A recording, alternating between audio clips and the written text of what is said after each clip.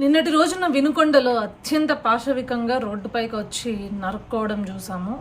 So ప్రాథమిక విచారణలో అది వ్యక్తిగత కారణాల దృష్ట్యా జరిగిందని చెప్పడం జరిగింది.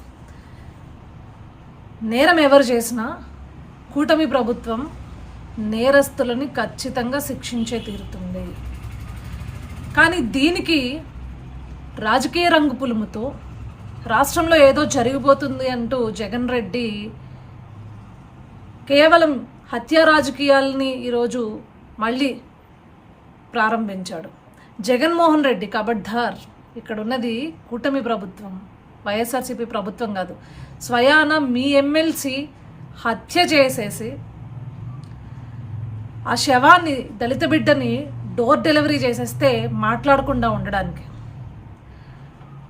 ఇది ఏ పార్టీ వాళ్ళు చేసినా, ఈరోజు మీరు పార్టీల రంగులు, రాజకీయ రంగులు పులుముతున్నారు కాబట్టి మీరు అంటున్న వ్యక్తి ఏ పార్టీకి సంబంధించిన, ఎందుకంటే మనం చూసాం ఆ వ్యక్తి మీ పార్టీకి సంబంధించిన, వినుకొండకు సంబంధించిన నాయకుడితోటి అత్యంత సన్నిహితంగా ఫోటోలు దిగడం మనం చూసాము.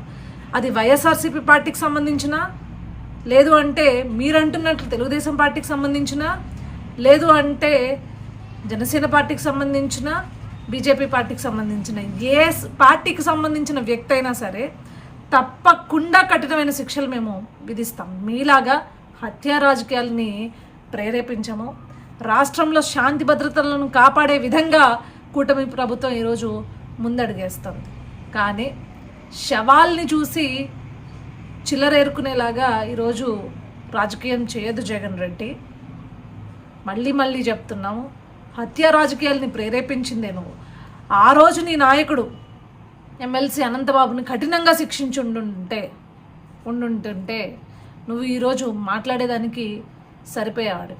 కానీ మళ్ళీ మేము చెప్తున్నాము, ఎవరు రాష్ట్రంలో హత్యలు చేసినా, శాంతి భద్రతలకు విఘాతం కలిగించేలా చేసినా, లేదు అంటే అక్రమాలు చేసినా, దౌర్జన్యాలు చేసినా, దోపిడీలు చేసినా ఖచ్చితంగా వాడు ఏ పార్టీ అయినా సరే పార్టీలు చూడకుండా వాళ్ళకి కఠినంగా శిక్షలు వేసే విధంగా ఈరోజు కూటమి ప్రభుత్వం ముందడుగేస్తుంది.